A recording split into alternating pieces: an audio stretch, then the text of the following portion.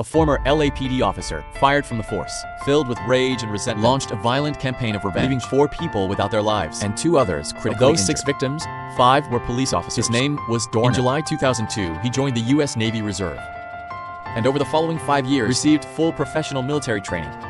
During his service, he commanded the Naval Security Force in Nevada, deployed to Bahrain on coastal waterway patrol duty.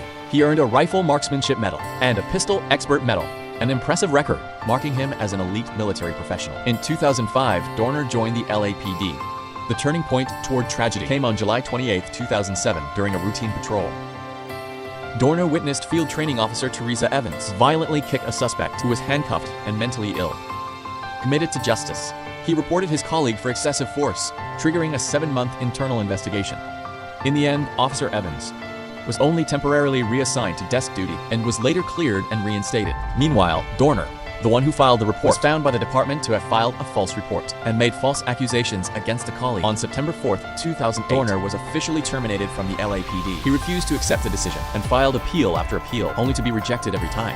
From 2008 to 2011, through 3 long years of fighting the system, every legal channel and every administrative avenue was shut against him. Years of injustice and frustration caused him to abandon all hope of clearing his name. Through legitimate means, he began planning an extreme act of revenge. On February 3, 2013, in a parking lot in Irvine, he took the lives of 28-year-old Monica and 27-year-old campus officer Lawrence.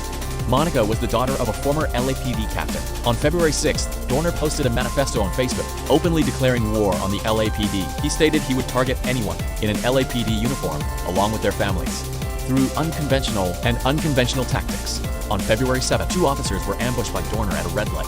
Among them, Officer Crane, an 11-year veteran, had no time to respond and lost his life on the spot, leaving behind a wife and 2 young children. The other officer, Cassius, suffered multiple critical injuries, his arm and shoulder critically injured. This attack dramatically escalated the manhunt.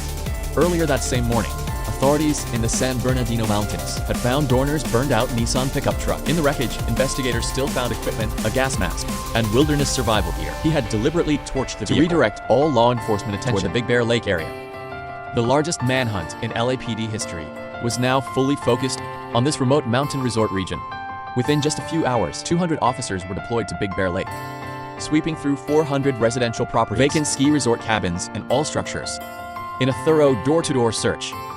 But the difficulty of searching this terrain far exceeded all expectations. As a popular mountain resort, most properties in the area were vacation homes, only occupied on weekends and in summer. During the heavy February snowfall, occupancy in the area was below 10%, with most homes sitting empty. Harsh conditions further compounded the search.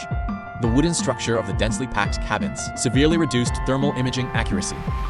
Continuous snowfall repeatedly grounded police helicopters, completely halting aerial surveillance. Freezing temperatures slowed ground units considerably, sharply cutting operational efficiency. Complex mountain terrain also disrupted inter-agency communications and repeatedly hindered coordinated operations. For 5 full days, the elite search teams found nothing.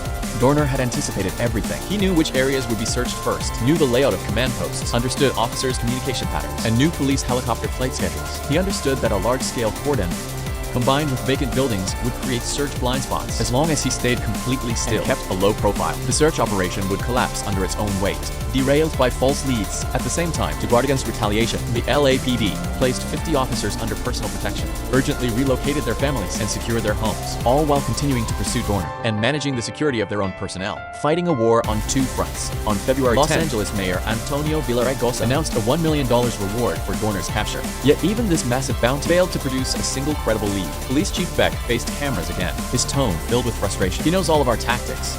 He knows our entire training system, and he simply has no fear of death. On February 12th, after 9 days in hiding, Dorner made the one and only critical mistake of his entire time on the run. That morning, Jim and Karen, property managers at Big Bear Lake, visited a resort called Seven Oaks to inspect a vacant rental unit. During their routine check, they unexpectedly came face to face with Dorner. Dorner quickly took control, finding both of them and covering their heads with pillowcases.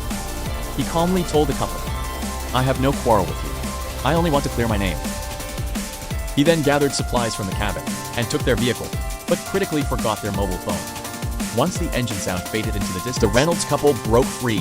Karen immediately grabbed her phone and called 911. Officers intercepted the stolen vehicle within minutes. Dorner abandoned the car and fled into the mountains, taking over a remote cabin deep in the woods. He barricaded the doors and prepared to make his final stand. Officers rapidly surrounded the cabin and set a perimeter. Heavy backup arrived on scene. Everyone knew that Dorner had vowed never to surrender, and that death held no fear for him. The confrontation broke out suddenly. Senior Detective Jeremiah McKay, 35, was struck down on the scene. Officer Alexander Collins, 5-year veteran, was seriously wounded in an attempt to break the standoff. Officers deployed chemical agents into the cabin. The cabin caught fire, and the flames spread rapidly, consuming the entire wooden structure almost instantly. Live news cameras recorded the entire final confrontation in real time. The American public watched the standoff live. Amid the flames, officers clearly heard a single shot from inside, but Dorner never came out to surrender. Late that night, after the fire was extinguished, rescue personnel found badly burned remains in the cabin ruins. On February 14th, the San Bernardino County Coroner's Office used dental records to officially confirm the identity of the deceased as 33-year-old Christopher Dorner. Regarding the circumstances of death, the medical examiner could not determine precisely whether Dorner perished from the heat of the fire or from injuries sustained inside the cabin. That's all for today's episode. We'll see you in the next one.